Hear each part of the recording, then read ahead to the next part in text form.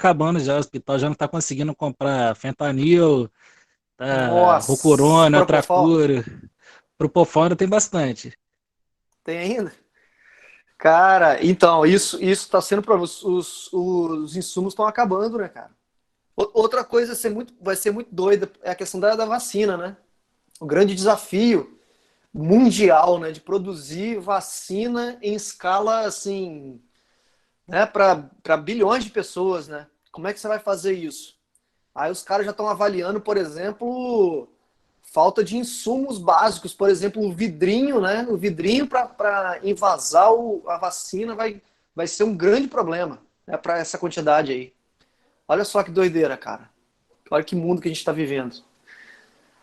Mas vamos lá. Vamos lá, vamos bater nosso papo, continuar nosso bate-papo aqui.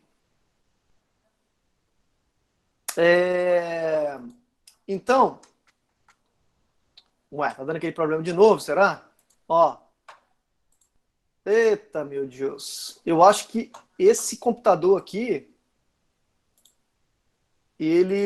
a memória RAM dele não tá aguentando carregar certas imagens.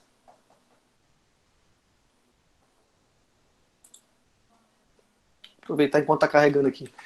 Então, a gente está entrando numa reta final aí, né, do nosso assunto. A gente tem praticamente aí menos de um mês, né, para concluir a ementa, né, teórica. E basicamente a gente tem dois ou no máximo três tópicos para a gente encerrar o conteúdo, né? O conteúdo da avaliação 3, né, da terceira avaliação, começa com cálculo estequiométrico, que a gente fez uns exercícios nas últimas aulas, né? E retomo aqui com esse assunto, que é para mim um dos assuntos que tem mais conexão com o curso de engenharia mecânica dentro da química, né? Que é chamado de eletroquímica. Dentro da eletroquímica, a gente vai ver, dentre outras coisas, né?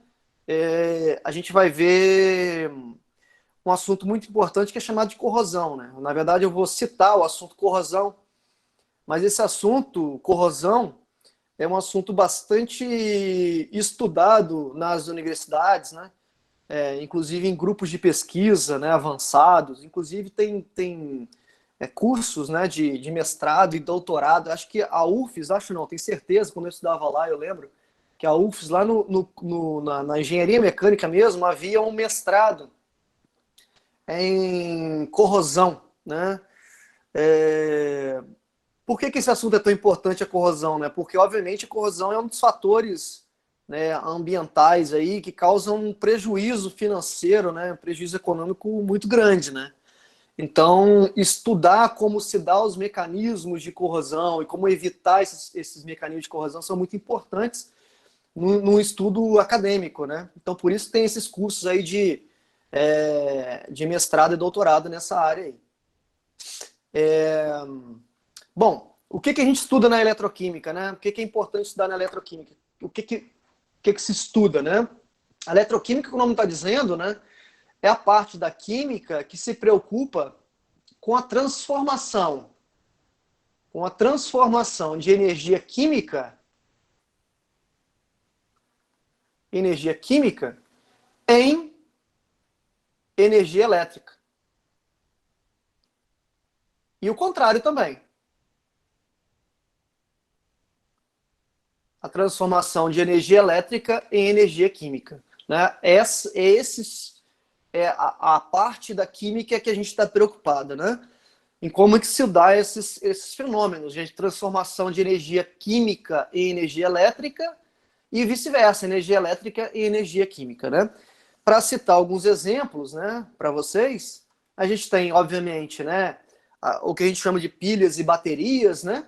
Pilhas e baterias. O que é uma pilha e uma bateria? Né? A pilha e a bateria é um dispositivo, né, um dispositivo eletrônico, no qual eu tenho contido dentro, quem já teve curiosidade de abrir uma pilha, né, uma bateria, eu tenho dentro desses dispositivos, né, eu tenho substâncias químicas que, quando reagem, né, fornecem elétrons, né, energia elétrica nesse caso, né, para um circuito externo, né? É o que a gente chama de pilhas e baterias. A gente também aqui está preocupado, né, como exemplo, a falar um pouquinho sobre algumas pilhas, algumas baterias, né, combinações de metais que vão resultar em diferença de potencial, né, DDPs diferentes, ou que vão resultar em correntes maiores, ou que vão resultar em durabilidade, né, de uma pilha, ou que vai resultar num número de ciclos, né, de carga e descarga, né, dessa pilha maior, né? Isso é a questão da eficiência, né, da, da pilha e da bateria, né? Hoje eu digo o seguinte: quem descobrir, por exemplo, uma bateria, por exemplo, de smartphone, né? Uma bateria de smartphone que tem né, que seja pequena, né? Que seja compacto, né? Essa é a grande questão do momento, né? É diminuir os dispositivos eletrônicos, que seja compacto e ao mesmo tempo tem uma durabilidade, está milionário, está bilionário, né? Porque ninguém conseguiu ainda colocar dentro de um espaço confinado, um espaço pequeno, reações químicas de modo a gerar corrente elétrica, né, por um longo período de tempo, né?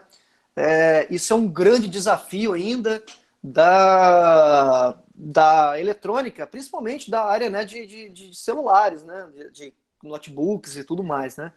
Desses eletrônicos mais ligados à informática, né? Então é um grande desafio aí para o futuro, que está sendo, obviamente, tem muita gente pesquisando isso. Já melhorou muito? Claro que já melhorou, né? Antigamente a gente tinha aqueles. Não sei se vocês eram nascidos ainda, né? A gente tinha celulares, né? Um celular que parecia um tijolão, né? Parecia um pedaço de tijolo. A bateria era imensa, né? Era imensa aquela bateria. E, obviamente, os recursos tecnológicos eram muito, muito limitados, né? Isso está, obviamente, evoluindo muito rápido, né? De modo que a gente tem hoje na mão praticamente um supercomputador, né? Samsung colocando 6.000 miliampere-hora em um celular intermediário. Caramba, qual é o modelo do Samsung? Fala para nós aí. M31. E é muito grosso a espessura dele, assim, é muito pesado, vocês sabem? Vocês já viram? Ah, de grafeno, também. Mas não é o caso aí, né? Não é o caso da Samsung, né? Do Samsung provavelmente são baterias de lítio, né? Que usa ainda. Baterias de lítio com moléculas orgânicas.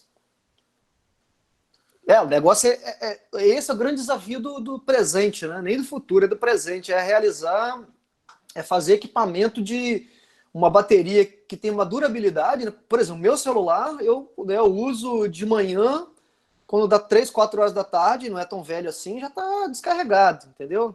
E olha que a gente nem usa, eu nem uso muito para ligação mesmo, para ligar, né? Porque essa é o que consome mais bateria mesmo. Imagina se eu ligasse muito, né? Complicado. 191 gramas. Tá bem levinho, bem levinho. Considerando celulares maiores aí, né? Pegar o iPhone, né, 10, que é grande, né? O iPhone 10 deve pesar bastante.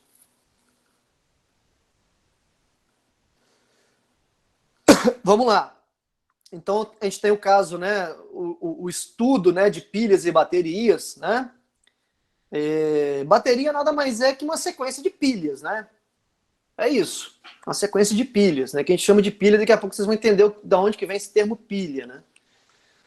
Aqui a corrosão, né? O fenômeno da corrosão.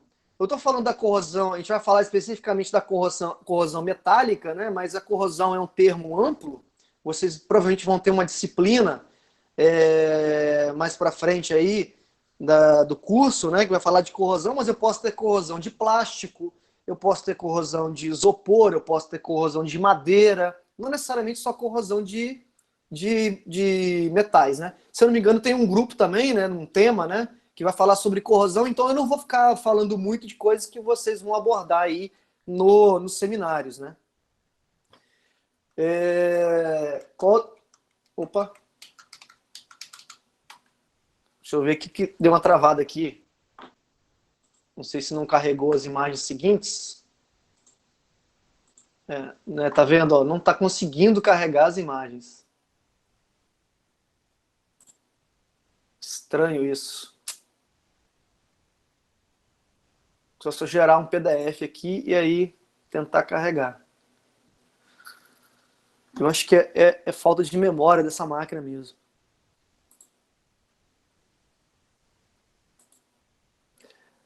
A gente tem a questão também na eletroquímica, a questão do inverso, né? Que seria, por exemplo, ao invés do sistema fornecer energia para mim na forma de energia elétrica, né? Eu forneço energia para o sistema de modo que eu inverto algumas reações químicas, né? É o que a gente faz no carregar de uma bateria, né? Por exemplo, quando você está usando um celular, um dispositivo eletrônico, a bateria está fornecendo energia para você. Quando você coloca na tomada para carregar, é o inverso, né? Você está invertendo a reação química, né? Então aqui, por exemplo, é um sistema de banho chamado de galvanização ou galvanoplastia. Não sei se vocês já ouviram falar, né?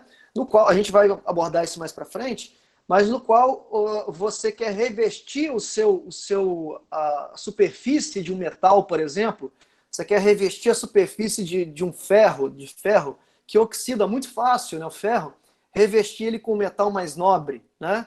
Por exemplo, fazendo uma niquelagem, né? Aqui provavelmente pela cor da solução aqui, ele está usando aqui um banho de níquel, tá? Está usando sais de níquel.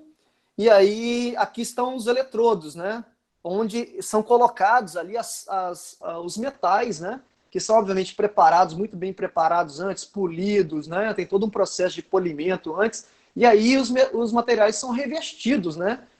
Aqui tem níquel em solução, né? Níquel 2+. O níquel vai ser reduzido, que a gente chama, para aderir na superfície do metal, né? Isso também a gente estuda dentro de eletroquímica. E, obviamente, né, a corrente que eu estou usando aqui para acontecer isso e o tempo, né, o tempo de exposição são os dois fatores importantes para eu calcular, por exemplo, qual vai ser a espessura, né, da minha película que eu vou revestir esse material, né? E aí eu posso, obviamente, mudar o sal aqui, né? Pode ser zinco, pode ser níquel, pode ser zinco, pode ser cobre, né? Cobrear, pode ser ouro, né? Que é fazer o folheamento, né? Fazer um folheado a ouro, por exemplo, usa esse processo, né? Aqui também é um outro exemplo, né? Aqui eu estou aplicando, eu até mostrei essa imagem aqui em outros momentos, né? Mas aqui é só para fazer uma propaganda aqui das pesquisas que a gente tem feito aqui no laboratório, aqui não, né, lá no laboratório do IFES, né? Aqui é a eletrodecomposição da água, né, que chama de eletrólise da água, né? Eu estou aqui usando uma fonte de corrente externa, né, uma fonte, e essa fonte vai gerar, né, elétrons, né, vai, na verdade, conduzir os elétrons dessa reação para o catodo, que a gente chama, né? E aí eu vou ter reações de oxidação e tudo mais, né? Nesse caso aqui, especificamente, a reação de eletrólise, né, da água, que vai gerar hidrogênio e oxigênio, né? Meio aqui de O2. Essa reação, que é uma reação muito simples, né? Ela só é possível de acontecer se eu aplicar aqui uma corrente elétrica, né? E por que essa reação aqui é tão importante nos dias de hoje, né? Um grupo aí vai falar sobre a utilização desse cara aqui, ó, que é o hidrogênio. O hidrogênio está sendo muito utilizado, né? Está sendo muito pesquisado, inclusive, e está sendo já tem vários protótipos de automóveis, né, e tudo mais, usando o hidrogênio como combustível, né? Mas não usando o hidrogênio como combustível nos motores que a gente conhece de automóveis convencionais. Não é motor a combustão, é um motor elétrico, né? Aí o hidrogênio ele entra como gás no motor que vai gerar corrente elétrica, então o motor vai ser elétrico. e aí ocorre uma reação inversa lá no motor do automóvel, na verdade na célula combustível que a gente chama, que seria essa reação, ó, H2 mais O2 formando água. No cano de descarga sai água, né? E esse cara aqui, o hidrogênio, está sendo muito, muito estudado, né, para a utilização em substituição aos combustíveis fósseis, né, gasolina, óleo diesel e tudo mais, né, por conta exatamente de dois fatores. Um que é o principal deles, né, que é o aquecimento global, óbvio, né, o aquecimento da Terra.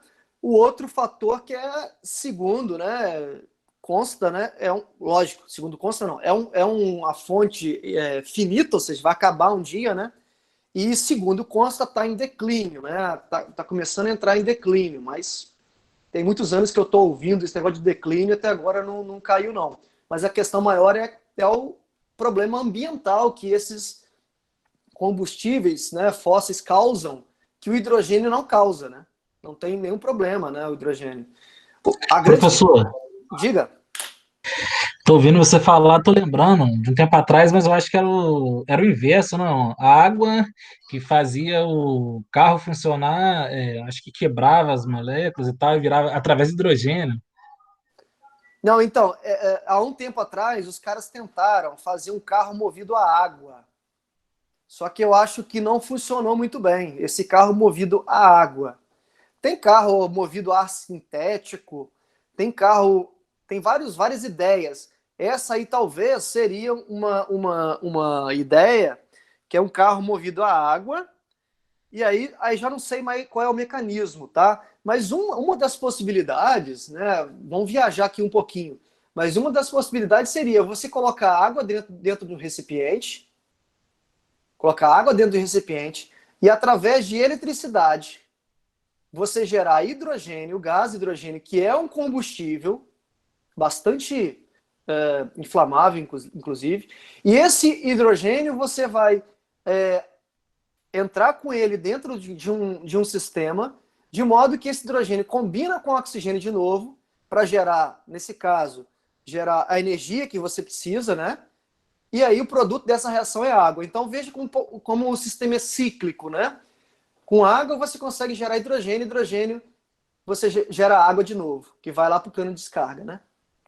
Eu não quero ficar dando muito spoiler, senão eu vou estragar a apresentação do grupo que vai falar sobre hidrogênio, mas assim, só voltando ao que você falou aí, existem aí no mercado, não sei se vocês já viram, os caras vendem uns kits para você colocar no motor a gasolina, por exemplo.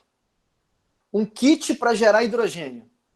Mas nesse kit para gerar hidrogênio é totalmente diferente do que os caras estão querendo fazer com o automóvel. Por quê?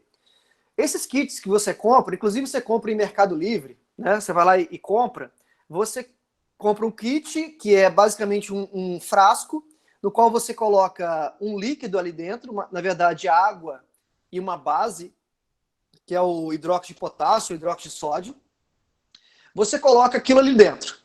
E aí o que acontece? Você acopla o positivo e o negativo ali, né, o catodo e o anodo, você liga à sua bateria, e aí quando você aciona o carro, acontece exatamente essa reação aqui que estava sendo mostrada no slide, e aí o sistema retira só o hidrogênio que está sendo gerado e injeta isso dentro do motor a gasolina. Só que é um motor a combustão. O motor que a gente usa ainda hoje é um motor a combustão.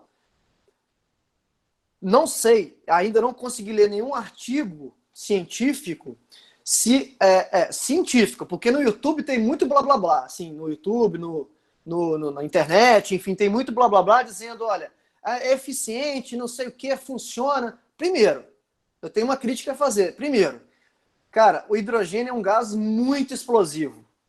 Você montar esses kits aí, que são kits extremamente amadores, colocar esses kits para ser usado e adaptar isso no motor a combustão, que tem lá centelha elétrica, que tem um sistema fechado, que pode ter uma queima, né? E consequentemente, um acúmulo de gás e explosão, pouco custa, né? Então é muito perigoso fazer isso. Segundo, você está usando, você está consumindo, de certa forma, a sua bateria para gerar um outro combustível, né? Que é o gás hidrogênio. Qual é o gasto energético para isso, para fazer isso? Será que compensa fazer isso? Será que realmente tem economia quando você faz isso? Então, isso tem que ser avaliado, entendeu? Tem que ser muito bem avaliado. O fato é que existe no mercado aí, no mercado negro aí, mercado livre, enfim, existem kits para você comprar e colocar e acoplar no motor a gasolina, né, para gerar esse hidrogênio. E aí tem uma mistura de gasolina com hidrogênio, e isso, de certa forma, faria, segundo consta, uma certa economia. Não sei se isso é milagroso como descrevem, tá? Porque tem todo o fator termodinâmico por trás. Mas é isso. Bom, hidrogênio, então, é o combustível do futuro, né, pessoal? Aí eu quero... Aí, tá vendo? Ó, toda hora esse problema. Vou ter que ficar abrindo e fechando toda hora, será? Não é possível.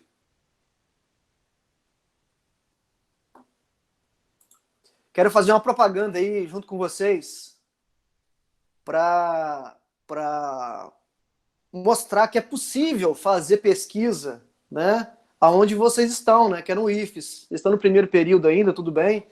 Mas mais para frente aí vai ser legal vocês procurarem professores, né? Para realizar pesquisa. Isso aqui, ó, é a capa de um artigo científico internacional de uma revista de bom prestígio chamado Renewable Energy. Aqui está o título do trabalho. Ó. Os autores, esse aqui vocês conhecem. E esse aqui, ó, é um aluno, um colega de vocês aí, ó, da engenharia mecânica. Ele está hoje, se eu não me engano, no quarto ou quinto período, não lembro mais. Aliás, não é esse não. É o outro Gabriel. Esse aí. Esses daí eram alunos, pessoal, alunos do ensino médio, tá? Que eu peguei lá para me ajudar lá no projeto e publicaram um artigo internacional comigo.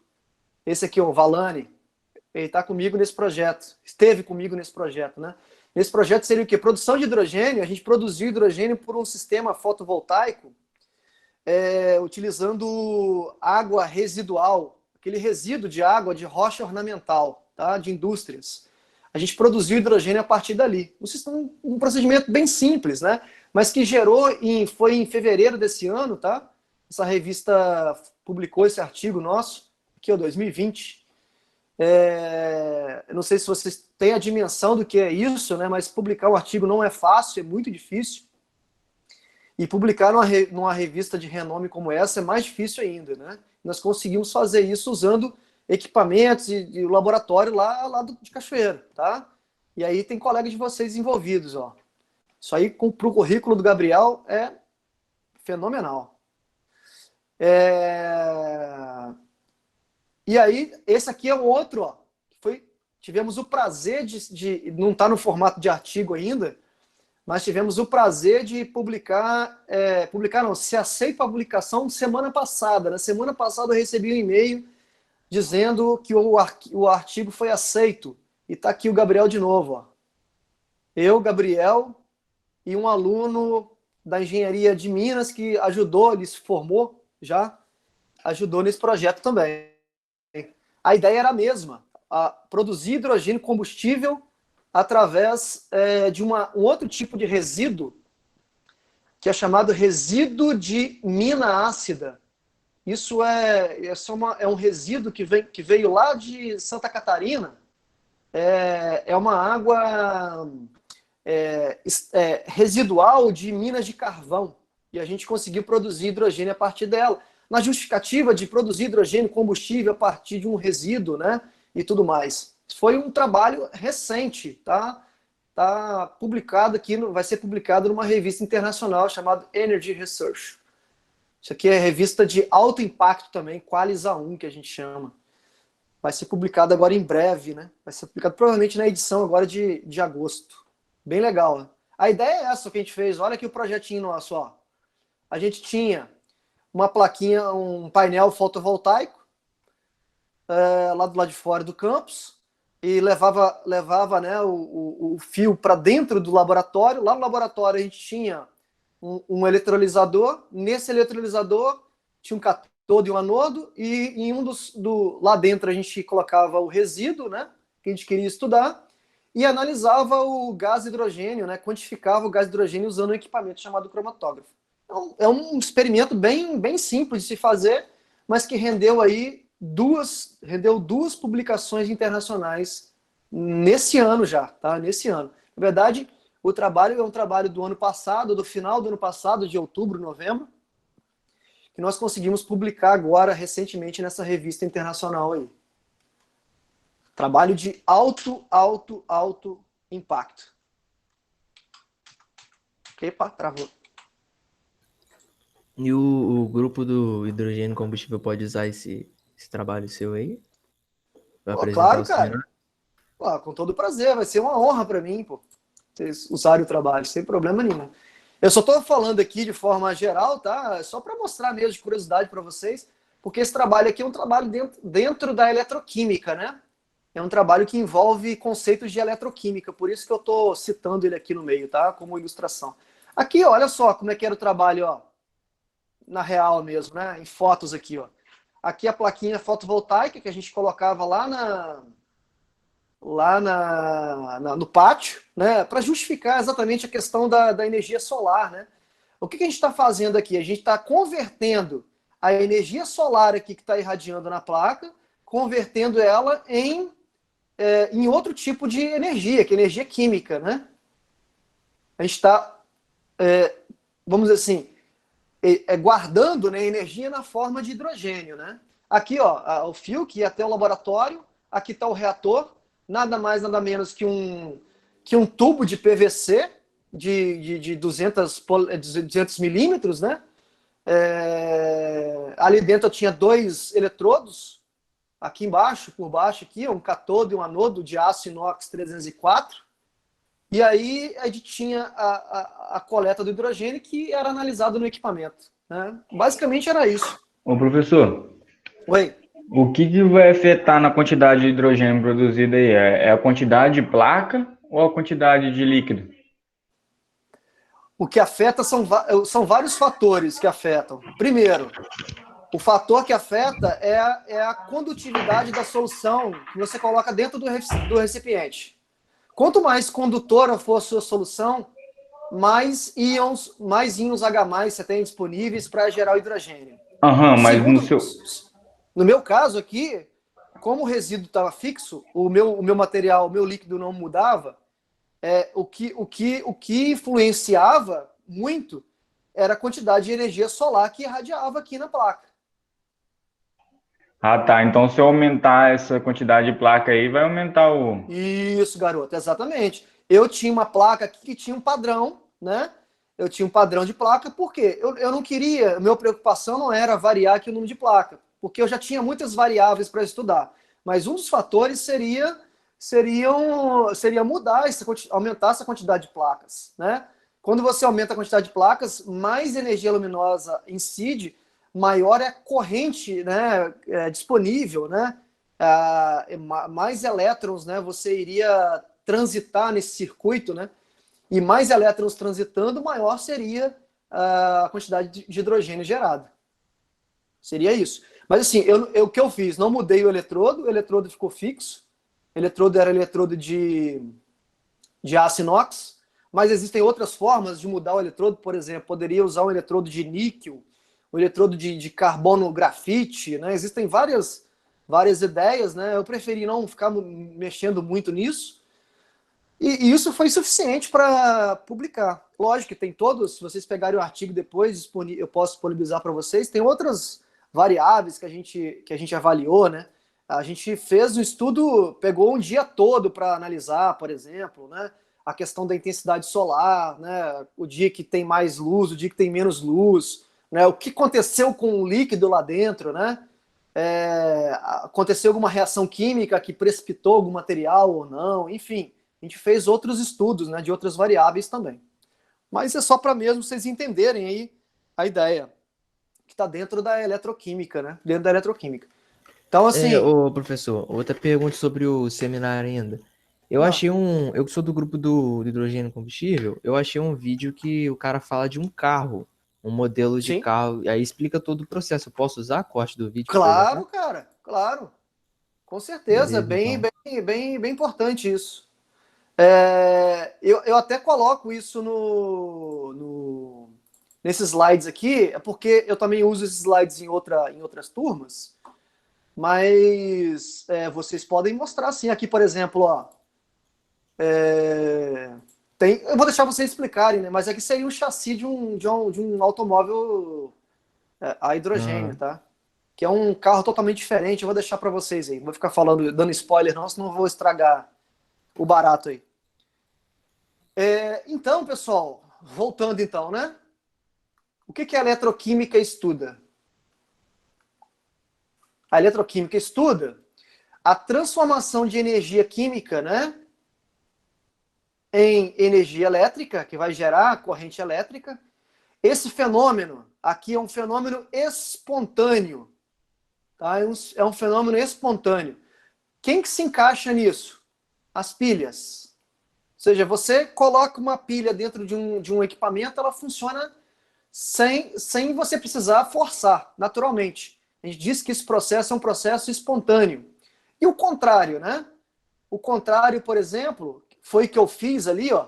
Esse experimento que eu fiz foi o contrário, né? Por que o contrário? Eu usei corrente elétrica aqui, ó, energia elétrica, de alguma maneira, porque a energia solar incidiu, né? A energia elétrica incidiu sobre a placa, eu tenho a transformação de energia solar em energia elétrica, a energia elétrica chegou até aqui os eletrodos, a energia elétrica se transformou em energia química na forma de hidrogênio. Então, notem que foi um ciclo aí nesse processo, né?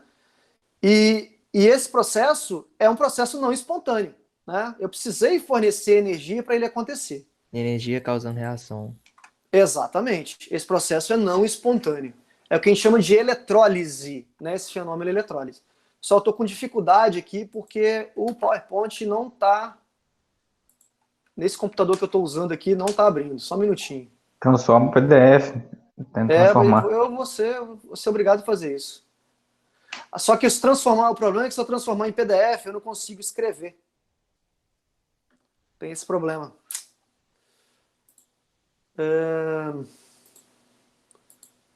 Deixa eu ver o que eu posso fazer.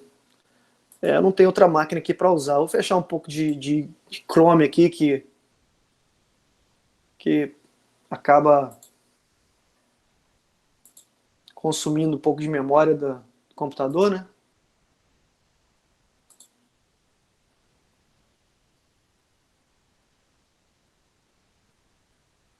São as correções de questões de vocês que eu estava abrindo aqui.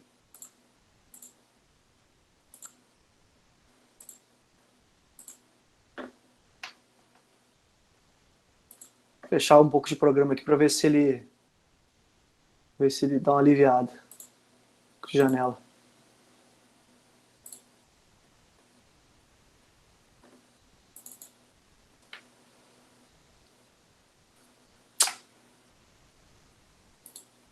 Aí, tá vendo? Ó, não tá carregando a imagem.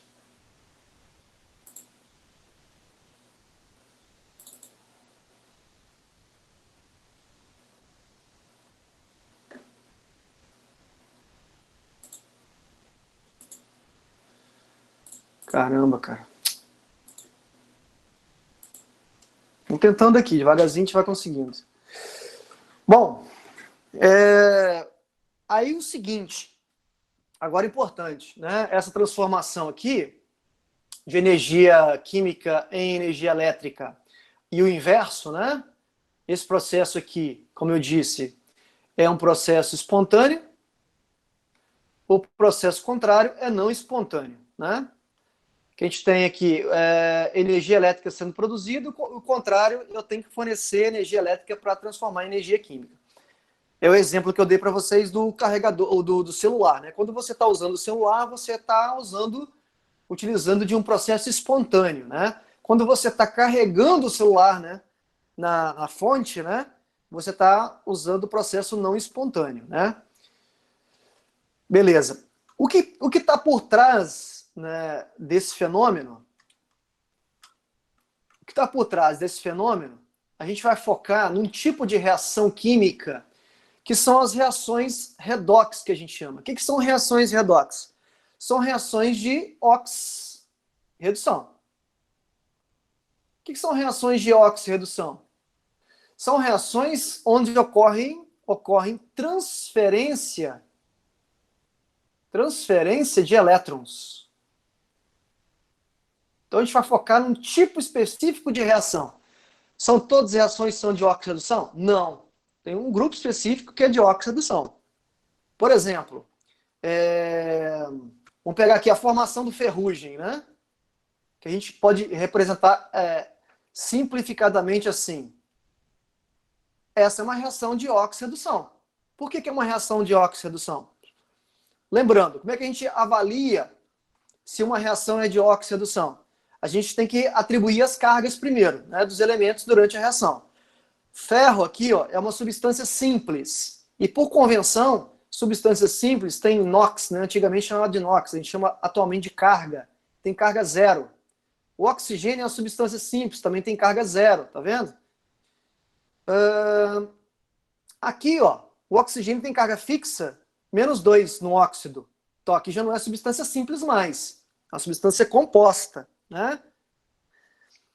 Então vamos lá, ó, 3 vezes -2, 3 vezes -2, -6. -6, para dar zero, o ferro tem que ser mais 6.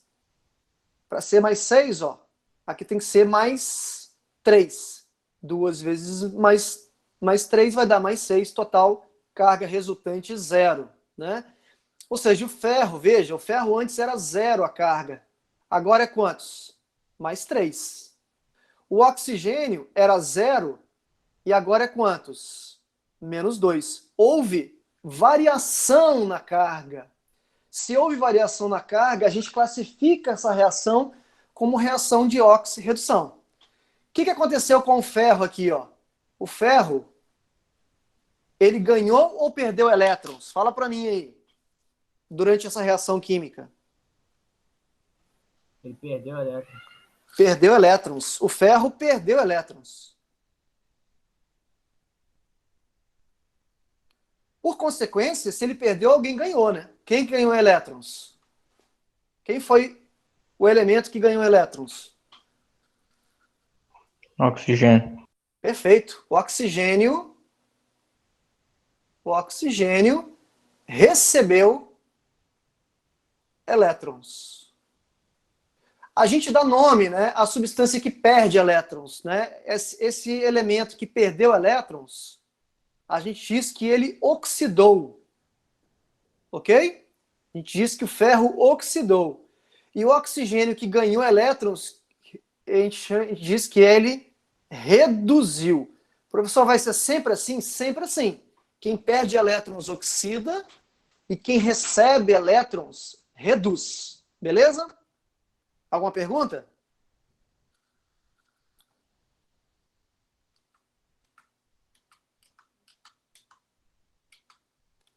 Tá dando bug aqui, ó. Tá dando bug ou eu escrevi em cima do negócio. Espera aí. Deixa eu só ver. Fiz essa idiotice mesmo, escrever em cima do negócio.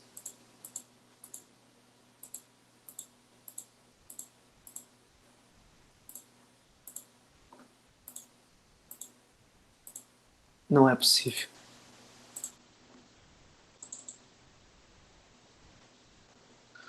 Ô, professor, como que é esse negócio aí? Quem perde oxida? Quem perde elétrons oxida. Ah, tá. Sempre. Eu vou dar outro exemplo aqui, ó. Eu acabei escrevendo no lugar onde não devia, tá? Mas vamos lá. Vamos supor aqui, ó, um outro exemplo para ficar mais claro para você isso. Se eu pegar uma esponjinha de aço, tipo um bombril, né? E a gente sabe que bombril constituinte ali é ferro, né? Fios de ferro. E mergulhar esse bombril dentro de uma solução aqui, ó, de sulfato de cobre. Sulfato de cobre aqui é um sal, né? Que ele dissocia em cobre 2+, e SO4 2-. Bom, quando eu coloco isso, essa esponjinha de Bombril, né, dentro de uma solução de sulfato de cobre, que é azulada por conta do cobre 2+, que está ali, né, cobre 2+, e deixar ali um tempo, o que eu vou observar? Eu vou observar que a esponjinha, na superfície dela principalmente, ela vai ficar toda avermelhada, toda meio alaranjada. Enquanto que a solução, olha, a solução que estava muito azul antes, ficou menos azulada. Mas por que isso aconteceu, né? Na verdade, aconteceu uma reação espontânea aí, né? Uma reação espontânea. Eu não precisei fazer nada para acontecer a reação química. E como é que eu descrevo essa reação química, né, completa? Ficaria assim, ó. O ferro do Bombril lá, né? Em contato com o sulfato de cobre, né? Acontece uma reação de simples troca aqui, ó. Sulfato de... Opa, que doideira é essa? Formando sulfato de ferro, que é isso aqui, sulfato ferroso, ou sulfato de ferro, mais cobre. Só que aqui, olha só, aqui seria cobre sólido, aqui ácido aquoso, né? Aqui ácido aquoso, aqui sólido. De modo que o estado de oxidação aqui do ferro metálico é 0, da mesma maneira que o cobre metálico aqui é 0. O estado de oxidação, porque é uma substância simples. Aqui, como eu disse, o cobre é 2+, aqui o ferro é que vai ser 2+. Então, olha que interessante, né? O ferro passou a carga de 0 para +2, e o cobre passou a carga de +2 para 0, tá vendo? É uma reação de oxirredução. 0 para +2, o que aconteceu, né?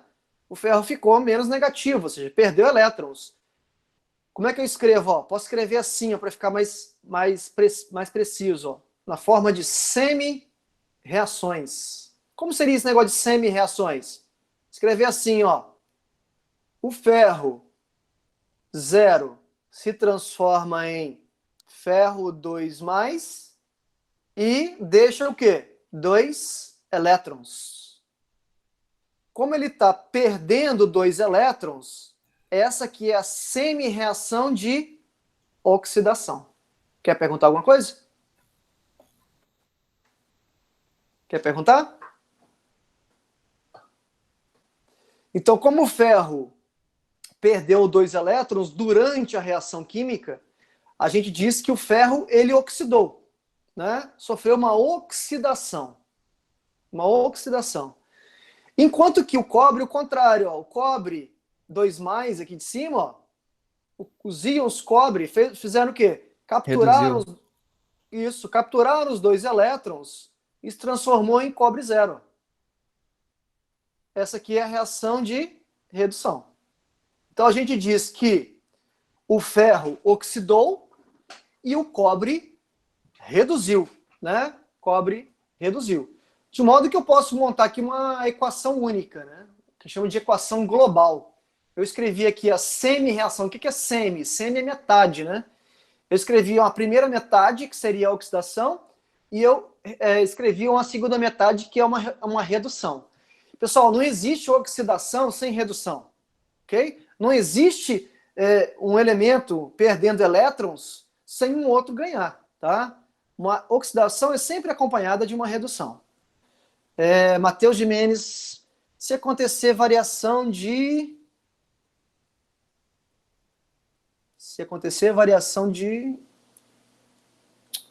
elétrons, não sei o que eu falei, não lembro.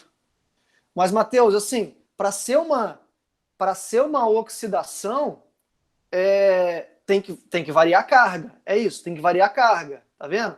Mas variar a carga aqui para mais, tá vendo? Para mais. Por quê? Tá perdendo elétrons. Melhor você lembrar assim, ó. Sempre que um elemento perde elétrons, a gente diz que ele sofreu uma oxidação. Sempre que o elemento ganha, ou seja, recebe elétrons, a gente fala que o elemento sofreu uma redução. Então, o ferro foi o elemento aqui que oxidou, em contrapartida, o cobre foi o elemento que reduziu. Tá bom? Lineker, a oxidação é como se fosse qualquer uma das duas Oxirredução, Lineker, é um nome que a gente fala geral, né? Porque, como acabei de dizer, olha, uma redução não acontece sem oxidação. O que é uma reação de oxirredução? Uma reação de oxirredução é uma reação que acontece com oxidação e redução, mas isso é óbvio, né? Porque uma reação de oxidação tem que estar acompanhada de uma reação de redução, né?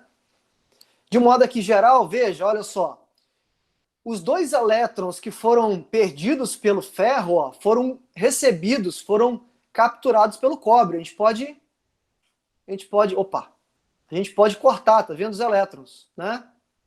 Pode sumir com esses elétrons e fazer uma reação global única. Assim, ó, ferro 0, ferro, né? Mais cobre 2+, se transformando em ferro 2+, mais cobre 0. Essa aqui a gente chama de reação global do meu sistema eletroquímico, né? Do meu sistema eletroquímico. Ok? Professor, por que você não colocou o SO4 lá em cima? Porque o SO4 não aconteceu nada com ele, né? O SO4, o enxofre, o oxigênio não variou a carga ali. Quem está variando a carga na reação é o ferro e o cobre, tá bom? É o ferro e o cobre. Aí, mais um conceito importante aqui, ó. Mais um conceito importante. A gente vai falar de pilhas daqui a pouco, né? De um sistema de pilhas, né?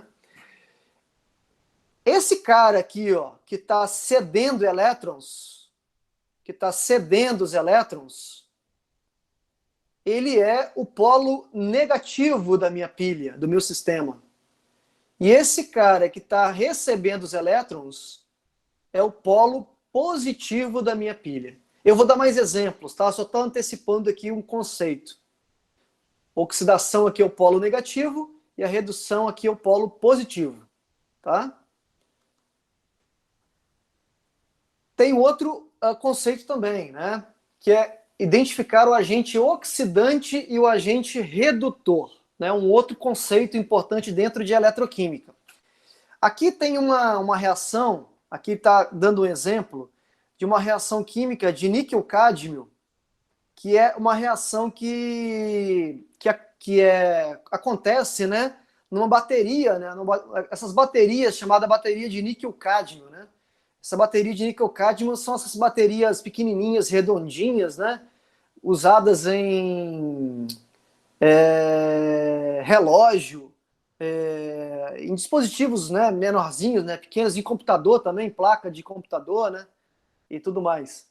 E aqui ele colocou a reação química, né, desse processo. Eu vou só reescrever aqui para ficar um pouco maior as letras. Ó, cádmio mais óxido de níquel, dióxido de níquel, mais água, formando hidróxido de cádmio mais hidróxido de níquel. E ele está querendo saber aqui, ó, identifique as substâncias oxidadas e reduzidas. Na verdade, não é substâncias, esse termo está errado.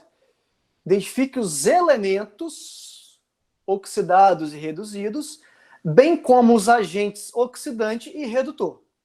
Vamos lá. Para a gente descobrir isso, vamos atribuir carga para todo mundo primeiro, né? Eu tenho aqui cádmio, metálico, né? Um bastãozinho de cádmio. Isso aqui, substância simples, carga. Oxigênio é -2, então ficaria 2 vezes -2 vai dar -4. -4 para dar 0, o níquel vale mais 4. Tá bom? Aqui na água, ó, o oxigênio é -2, o hidrogênio, por consequência, é +1. O cádmio, ó, agora nesse hidróxido aqui, nessa base, a gente sabe que o oxigênio tem carga fixa -2, o oxigênio tem carga fixa +1. Portanto, isso que está dentro do parênteses, ó, -2 com +1 dá -1. -1 vezes 2 dá -2. Então, o cádmio tem que valer +2. Mesma coisa aqui, ó. O que está dentro do parênteses é -1. 2 vezes -1, -2. Aqui o níquel vale +2. Olha só o que aconteceu com os elementos aqui, ó. Fala, Matheus, qual maneira? Não entendi. De atribuir cargas? É isso que você não entendeu?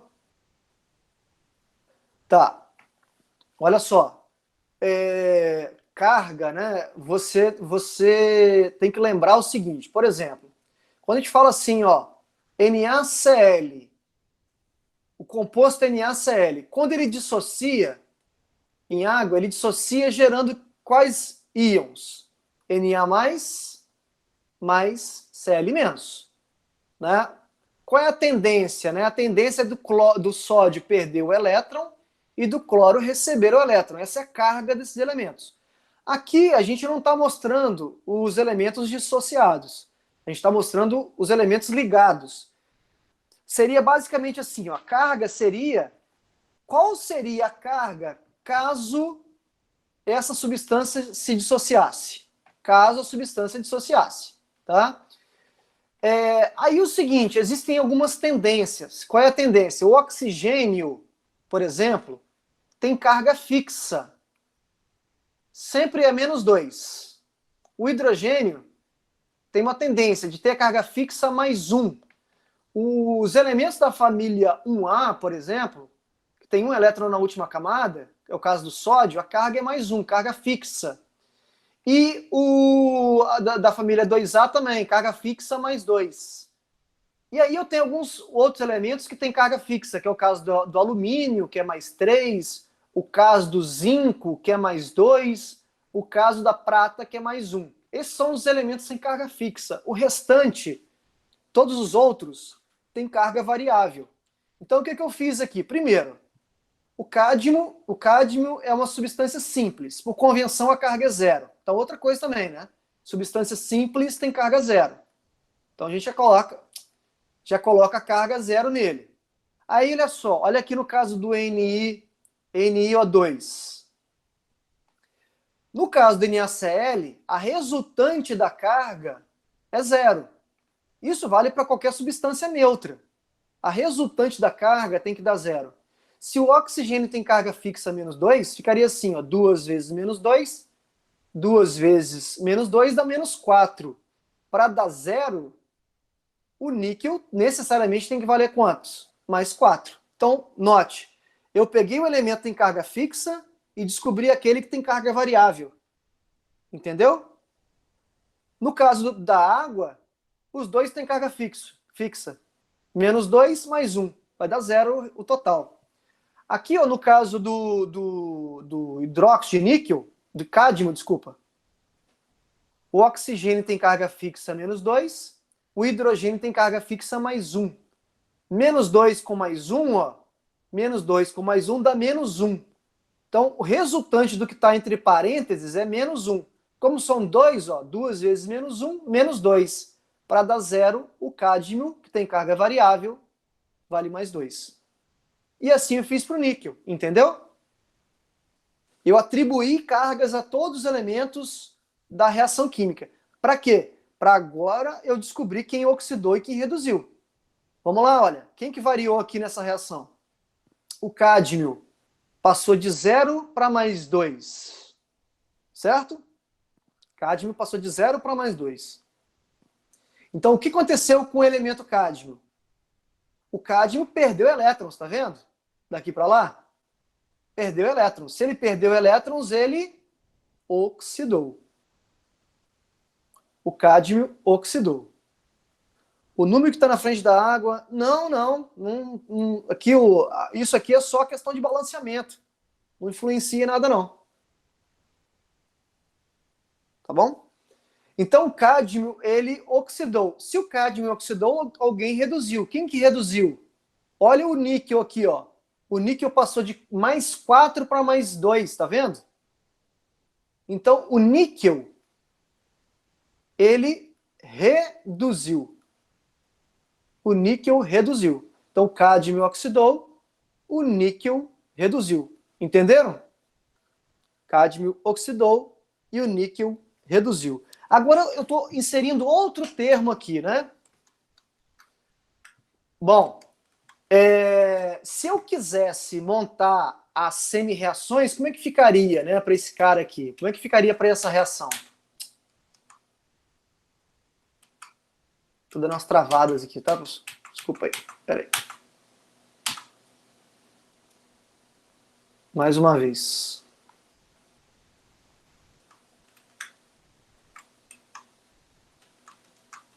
Pior que se eu aqui. Bom. Não sei se vai salvar, né? Aí, não salvou, tá vendo? Se eu clicar em salvar aqui, pode ser que eu... Professor, vai no gerenciador de tarefa, aí você coloca mais memória pro PowerPoint. Como é que faz isso? Na barrinha lá embaixo, de navegação embaixo, fica o botão direito. Espera aí um pouquinho, deixa eu só... Ctrl Shift S. Já abre direto, né? Não, a questão de abrir aqui, tudo bem. Eu não sei como colocar memória para ele. É só você em detalhes. Lá em cima, detalhes. Não, o seu tá em inglês, details lá. Espera aí. File... Não, embaixo. Details. Do lado de users. Ah, aqui, ok, achei. Uhum. Aí você vai no PowerPoint e clica com o botão direito. Tem que estar com o PowerPoint aberto. Peraí, deixa eu só fechar aqui uns processos aqui que eu tô vendo que tá comendo... o Chrome eu não posso fechar porque o Chrome eu tô usando na gravação. Uhum. Possivelmente ele que tá comendo essa... Aí, vamos lá, abrir, vamos lá. Deixa eu só prender isso, que essa para mim é nova. Ah, que o PowerPoint está aqui. Clica com o botão direito, aí você vai definir propriedade, select property. Aí você coloca... Alta. É. Entendi. Pô, maneiro isso. Aí ele vai liberar mais memória RAM pro PowerPoint. Bom, espero que seja esse o problema, né? Vamos ver. Vamos torcer que sim. Bom, só reescrevendo aqui porque apagou, né? O cádmio sofreu oxidação e o níquel sofreu redução. Aí ele está perguntando, né? Os agente oxidante e agente redutor. Aí é um outro conceito. Então, veja bem. Eu descobri que o cádmio foi o elemento que oxidou. Então, esse termo aqui está errado do livro, tá? Indique o elemento. Eu descobri que foi o cádmio que oxidou. E descobri que foi o níquel que reduziu. Agora ele pergunta quem é o agente oxidante. E quem é o agente redutor dessa reação aí. O que é agente, pessoal? Agente, aqui na química, né, é a substância que promove. Então, por exemplo, quando ele fala que agente oxidante, você tem que colocar na sua cabeça assim, agente oxidante é a substância que promove a oxidação. Se eu já sei que foi o cádmio que oxidou, quem que promoveu a oxidação do cádmio? Quem que promoveu esse cara aqui perder elétrons? O níquel. Na verdade, a substância, tá quase certo isso. Na verdade, o óxido de níquel. Isso. Tá. Entendeu a diferença? Quem oxida é o elemento, quem é o agente é a substância toda. Tá bom? Quem que é o agente redutor? O agente redutor é a substância que promove a redução. Quem que reduziu? Foi o níquel. Quem que promoveu a redução do níquel? A substância cádmio. A substância cádmio. Cádmio sólido ali naquele caso. Então, o agente é a substância. Quem oxida e quem reduz é o elemento. Tá bom?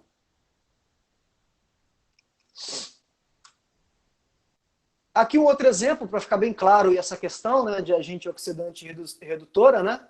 Olha aqui, ó. Atribuindo cargas aqui, ó.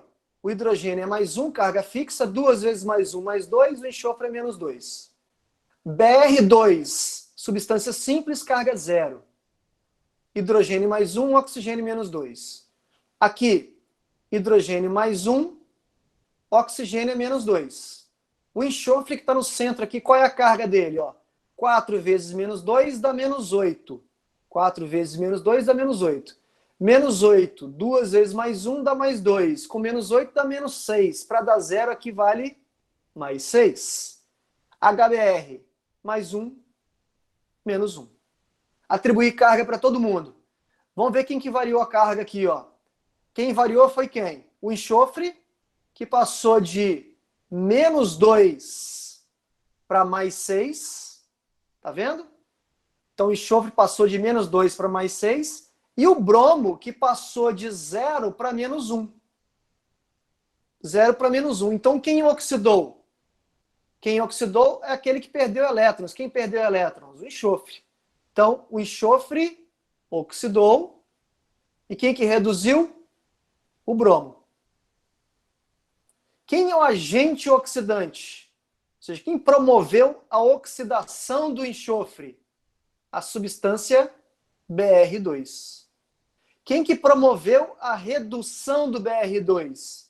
A substância H2S. Ok? Assim, lá no ensino médio, a gente aprende assim, ó, meio que decoreba, né? Agente oxidante, não deixa de estar errado, né? Mas agente oxidante é a substância que contém o elemento que reduziu. E agente redutor é a substância que contém o elemento que oxidou.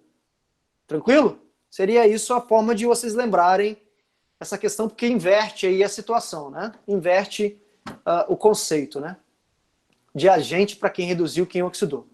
Alguma pergunta? Alguma dúvida? São conceitos iniciais aqui para a gente falar de reações de oxidação. Ah, já deu pau de novo, ó.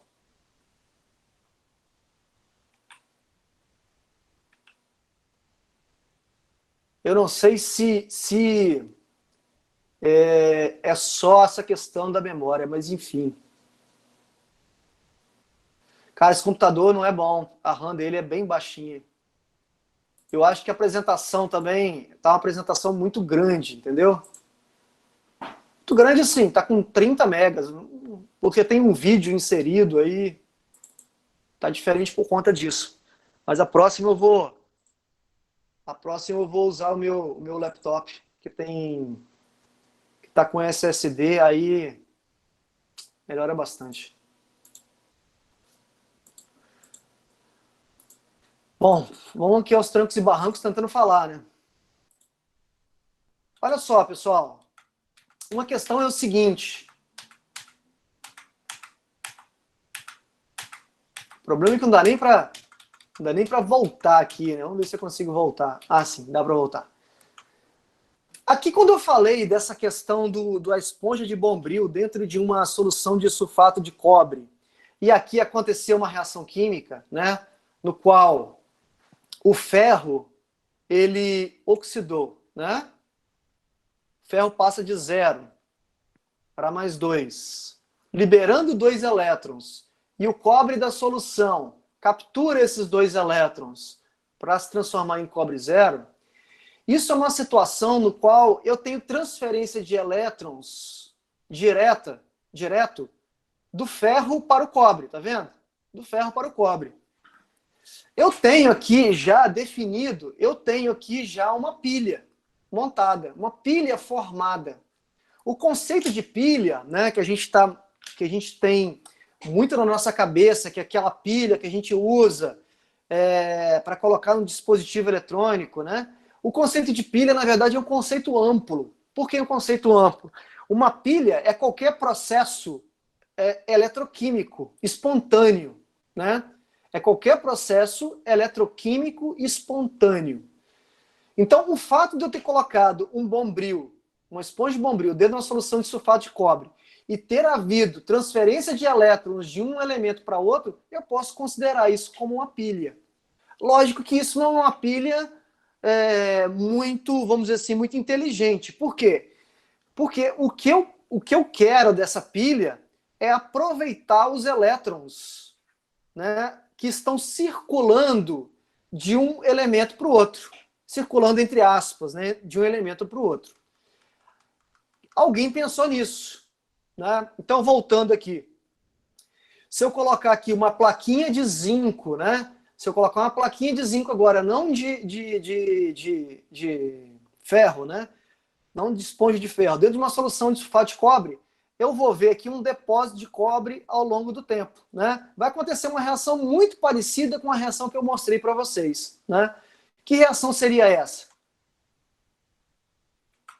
Cara, tá complicado.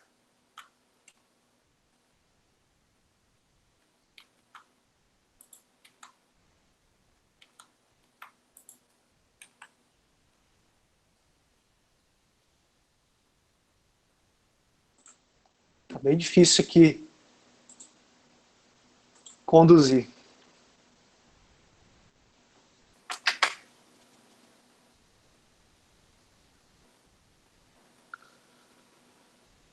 Logo esses conceitos aqui que eu precisava avançar um pouquinho.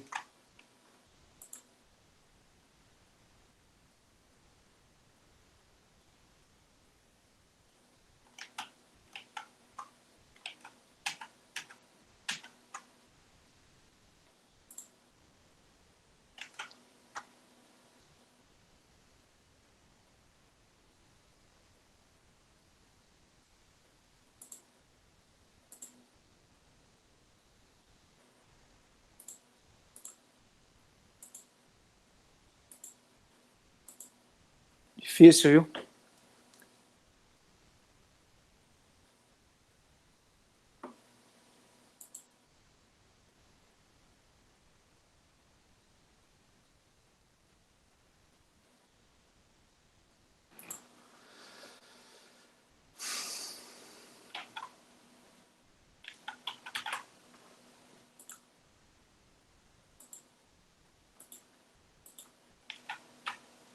Maldita hora que não usei meu laptop.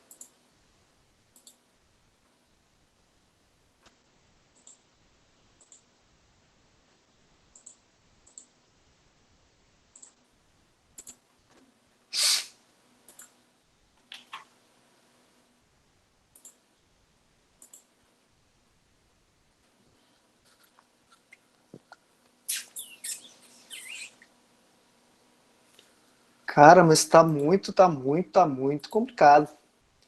Nem sei, isso aqui não é Celero não, isso aqui é um... Isso aqui já é um I alguma coisa, entendeu? Não é possível. Eu uso como servidor aqui na empresa. Ele deve estar com algum vírus, só pode. Tem quantos de memória RAM? Cara, não, eu teria que olhar aqui nas propriedades. Eu tô até com medo de ficar abrindo muita coisa aqui para ficar... Mas deve ter pouco. A questão talvez nem seja essa, né? A questão também do HD, da velocidade, né? Se tivesse um SSD aqui instalado... Tem slot? Tem, mas eu acho que esse PC aqui, como é um servidor, nem tem mais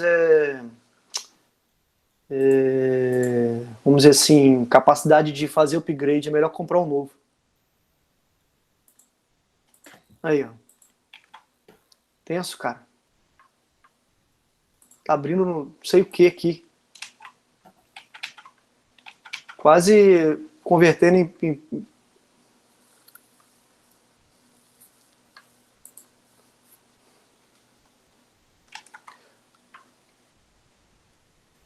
Você pode usar, às vezes, deixar uma janela no PDF na metade e na outra metade o Paint, se você for escrever alguma coisa.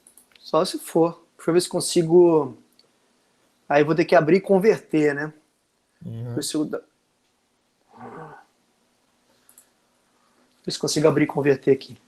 Na verdade, eu nunca tentei usar a minha canetinha aqui que eu uso em PDF, não. Talvez até funcione, né? Nunca experimentei, não. Talvez ele até aceite. Opa.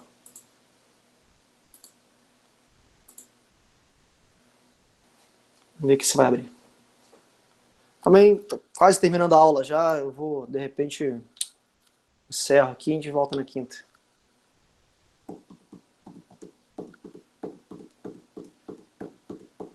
O meu laptop estava muito ruim, cara. Muito ruim. Eu coloquei SSD nele. Ficou fantástico. Primeiro, outro problema, não tem... essa máquina aqui não tem Acrobat instalado. Ai, ai. Ó, se eu não conseguir, que a gente encerra a aula. Não tem problema não. Melhor a gente encerrar e ter os conceitos certinho do que...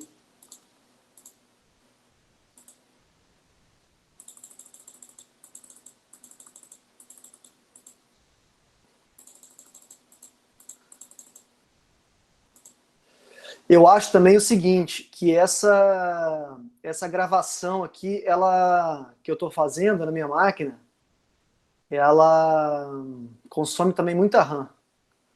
Eu percebi isso quando eu começo a gravar qualquer coisa, tanto nessa máquina como também no meu laptop, ele dá uma travadinha geral e depois dá uma liberada. Alguma coisa relacionada a essa gravação também. Mas se eu parar de gravar, infelizmente, aí vou perder um pouco do sentido do negócio. Né? Mas vamos lá, vamos ver se a gente consegue avançar um pouquinho aqui. Se não conseguir, a gente encerra a aula. Né? O que está acontecendo aqui é algo semelhante do que aconteceu lá na esponja de Bombril, só que no lugar do Bombril, o que ele fez? Ele colocou uma plaquinha de zinco, né? Você está compartilhando? E aí houve... parei de compartilhar? Putz. Eu acho que para mim tá... Sim, parei.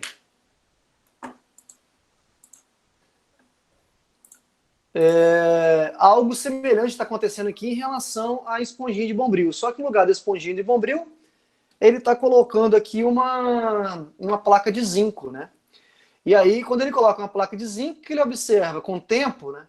Ele observa que há uma deposição de cobre na superfície da plaquinha, em contrapartida, uma diluição, vamos dizer assim, da solução de cobre.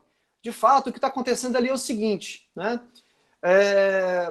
O zinco da plaquinha está se transformando em zinco 2+, e perdendo 2 elétrons. Esses 2 elétrons estão sendo capturados pelo cobre e se transformando em cobre zero, que está aqui a coloração, esse depósito, né, que está se formando aqui na plaquinha, cobre 2+, e ponto, né? Não tem esse mais aqui.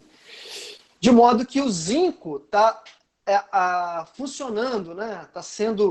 Ele está oxidando, né? Oxidação, enquanto que o cobre está sofrendo uma redução, da mesma maneira, né? Um processo espontâneo acontecendo dentro desse recipiente. Eu tenho aqui uma pilha montada, uma pilha formada, onde os elétrons estão sendo cedidos e elétrons estão sendo recebidos, né? Do zinco para o cobre. Como eu falei, essa não é uma maneira inteligente de aproveitar esses elétrons, né? Qual que seria uma maneira inteligente de aproveitar esses elétrons? De alguma maneira, ter uma conexão física, né, entre uma placa e outra, por exemplo, de modo a que os elétrons circulem dentro de um circuito, né? Que eu tenho uma corrente elétrica. Quem pensou nisso foi... eu sei por que está acontecendo isso. Porque tem um link de PowerPoint aqui.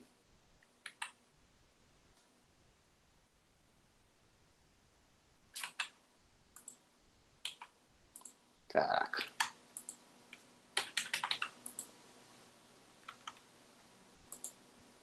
Travou geral aí, né? Vou esperar ele respirar aí para poder abrir ou fechar. Mas é até bom, vamos aproveitar o slide aí que está aí, né? Aqui está mostrando, ó, o zinco sendo oxidado, perdendo 2 elétrons, e os 2 elétrons sendo capturados aqui, vamos dizer assim, pelos íons cobre 2+ da solução, e os íons cobre 2+ estão se reduzindo em íons cobre 0, né? de modo que o cobre está sendo depositado na superfície da plaquinha. Show de bola.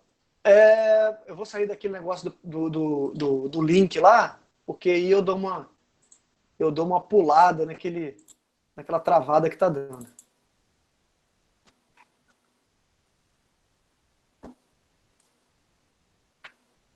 E já começou com frescuragem aqui. Só falta eu ter corrompido o arquivo.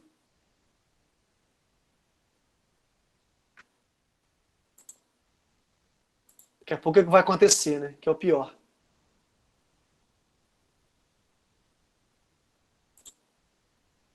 Bom, aqui tem um na aula da quinta-feira eu passo esse vídeo, né? Mas seria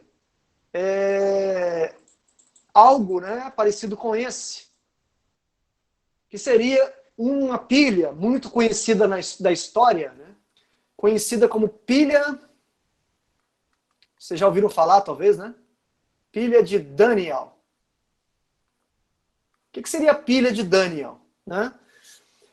Ao invés de eu fazer a reação dentro de um mesmo recipiente, de modo que eu tenha elétrons sendo transferidos de uma placa para a solução e da solução para a placa, o que ele fez aqui? Ele separou em 2 compartimentos.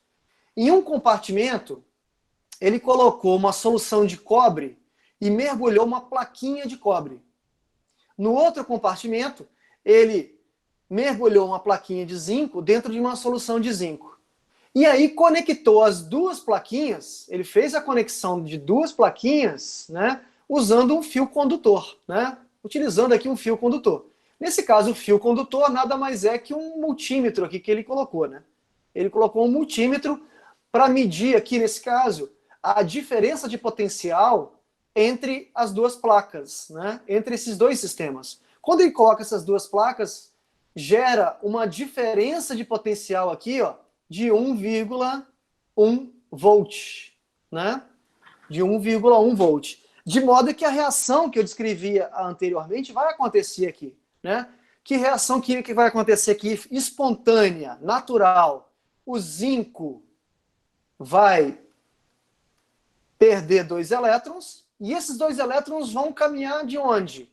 Esses 2 elétrons vão caminhar aqui, ó, da placa de zinco, vão caminhar em direção à placa de cobre.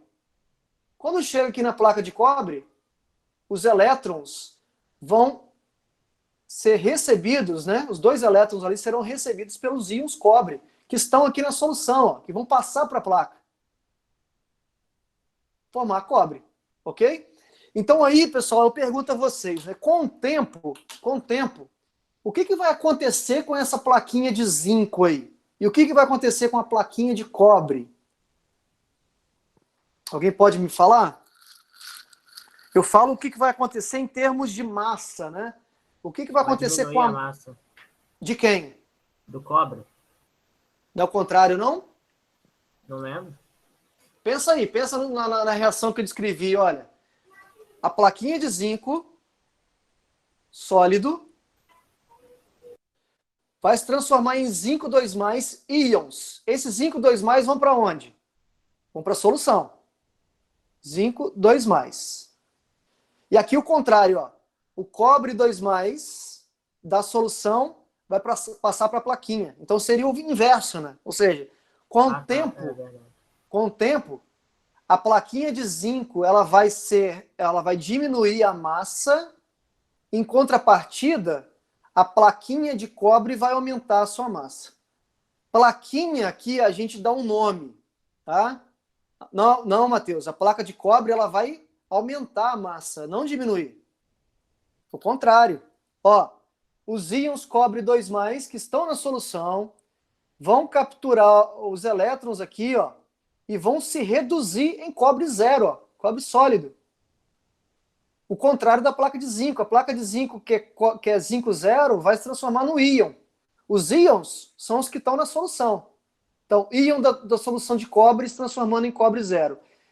Zinco da placa se transformando em íon.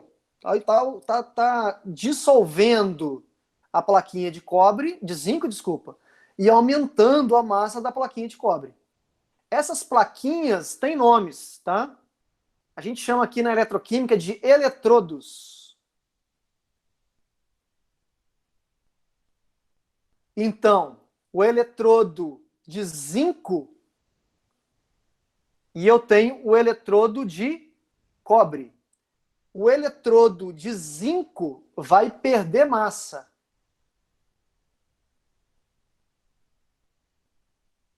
O eletrodo de cobre vai ganhar massa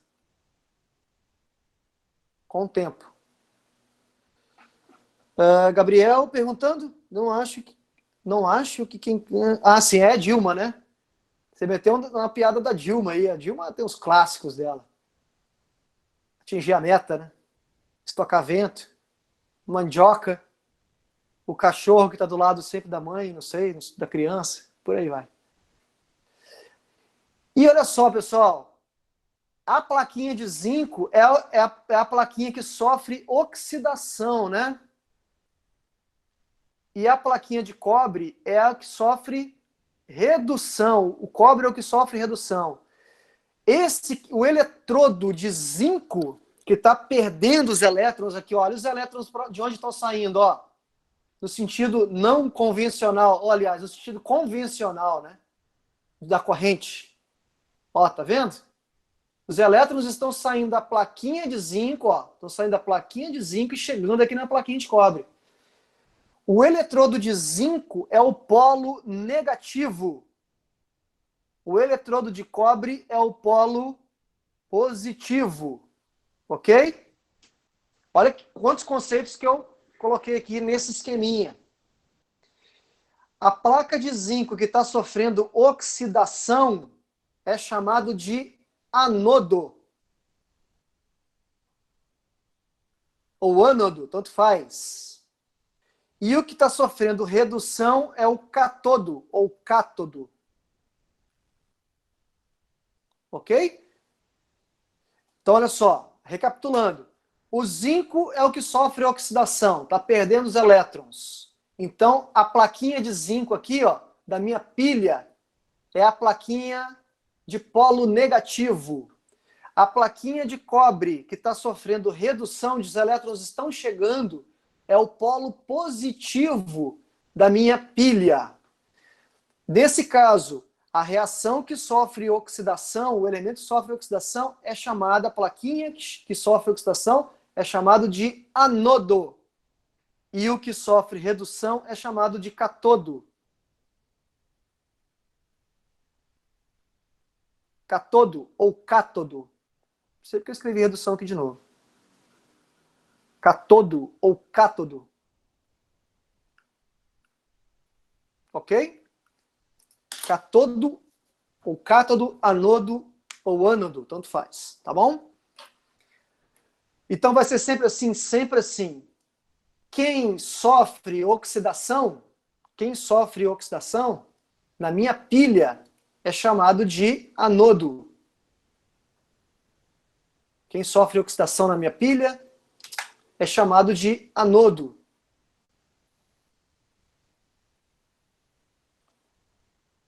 Ou ânodo. E quem sofre redução na minha pilha é o catodo, ou cátodo. Ok? Beleza. Essa pilha que eu mostrei é uma pilha chamada pilha de Daniel. Tem esse nome por conta do cientista que estudou, né, esse aproveitamento dos elétrons, né, durante uma reação de oxidação. Bom, e aí, não sei se vocês percebem aqui, ó, tem uma conexão entre os dois compartimentos. Tem uma conexão entre os dois compartimentos. E essa conexão aqui dentro tem uma membrana aqui, uma placa porosa. Essa aqui, ó, seria uma outra versão. Ai, ai.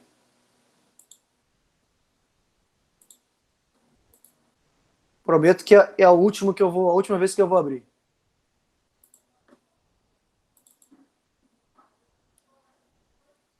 Essa aqui, eu vou encerrar a aula, ó. Essa aqui é a última, é uma outra versão da pilha de Daniel, que vocês provavelmente já viram esse esqueminha em livros de ensino médio, né?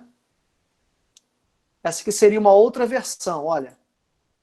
Nessa outra versão, o que a gente tem? A gente tem a plaquinha, aqui o ânodo, tá vendo? Ó? O anodo, que é o polo negativo. Aqui eu tenho o catodo, que é o polo positivo. Eu tenho a diferença de potencial entre os dois polos. Eu tenho a plaquinha de zinco soltando o zinco para a solução. Então, zinco se transformando em zinco 2+, mais 2 elétrons. Então, soltando o zinco para a solução. E eu tenho o cobre aqui, ao contrário, né? Quando os elétrons chegam nessa plaquinha, cheia de elétrons aqui, o cobre 2+, recebe os 2 elétrons, transforma em cobre 0. Com o tempo, então, o que a gente vai ver? Com o tempo, a plaquinha de zinco ela vai se dissolvendo, ela vai corroendo, né? Ela vai perdendo a massa. E ao contrário, a placa de cobre vai aumentando a sua massa. Vai aumentando a massa, tá? E aí, qual a outra versão que eu quero dizer aqui, olha? O que eu vejo, né? Eu vejo esse tubo aqui, ó, que está em U, entre os dois compartimentos. Esse tubo em U que tem uma esponjinha aqui de meio que de algodão aqui, ó, é chamado aqui na eletroquímica de ponte salina. Ponte salina. Alguém sabe a função da ponte salina numa pilha de Daniel? Qual é a função da ponte salina? Seria equilibrar as concentrações dos compostos? Né? Isso, dos íons, né? Dos íons dissolvidos. Perfeito. Isso aí. Exatamente essa é a função da ponte salina. O que vai acontecer com essa reação aqui, ó? Durante a reação química, como a plaquinha de zinco ela vai soltando, né? Ela vai se desprendendo, vai desprendendo zinco 2+, aqui, ó, eu vou ter um aumento de íons positivos na solução desse lado. E ao contrário aqui, né? Do outro lado, do outro lado, o que eu vou ter? Eu vou ter o cobre 2+, que estava na solução, agora passando para a plaquinha. Eu vou ter uma perda de carga positiva, porque ele vai reduzir, né? Para formar cobre 0. E eu vou ter aqui o excesso do sal, aqui o ânion, né? Negativo. Então eu vou ter de um lado muito cátion, do outro muito ânion. Então, para equilibrar isso, o que vai acontecer? O que eu preciso? Eu preciso de uma ponte salina, né? O que é uma ponte salina? Nada mais é, nesse caso aqui, nada mais é que um tubo em U. Nesse tubo em U, logicamente não tem nada aqui dentro. Tem uma solução aqui, ó. Não é ar que tem aqui dentro. É uma solução aquosa de um sal condutor, de modo que o excesso que está de um lado possa transitar para ir para o outro lado e o excesso de carga positiva, os positivos, que nesse caso é o zinco, também transite para o outro lado, de modo a equilibrar as concentrações de cargas positivas e negativas. Essa é a função aqui da ponte salina, tá? Nesse caso da pilha de Daniel, tá bom? Sem essa ponte salina, começa a desequilibrar íons de um lado para o outro e aí a pilha para de funcionar. Eu tenho que ter, obrigatoriamente, essa ponte salina para continuar os elétrons, né, circulando de um eletrodo para outro, tá? De um eletrodo para outro, para gerar, obviamente, a diferença de potencial que eu quero, tá bom? Bom, alguma dúvida? Eu estou com um pouco de dificuldade técnica aí, como vocês já perceberam, então eu acho melhor, para não comprometer o conteúdo, eu vou encerrar a aula, continuar na quinta-feira esse tema aí. Vocês têm alguma pergunta? Infelizmente está bem ruim. Aí, ó, eu tenho só o que seria ao longo do tempo, né? O que poderia acontecer também. Nesse caso aqui, ó, ele usou uma outra coisa para substituir a ponte salina. Ele usou aqui uma porcelana, uma parede de porcelana porosa, né? Para quê?